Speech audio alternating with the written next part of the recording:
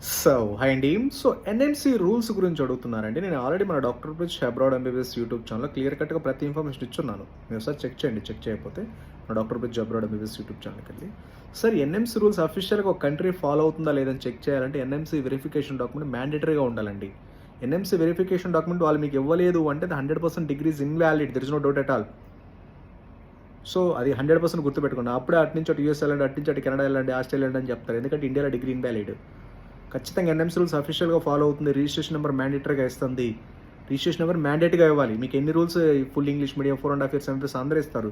But అది కాదు registration number అంటే లైసెన్స్ టు ప్రాక్టీస్ అక్కడ ఇవ్వాలి. అది అఫీషియల్ డాక్యుమెంట్ ఆ కంట్రీ నుంచి కలెక్ట్ చేయాలి.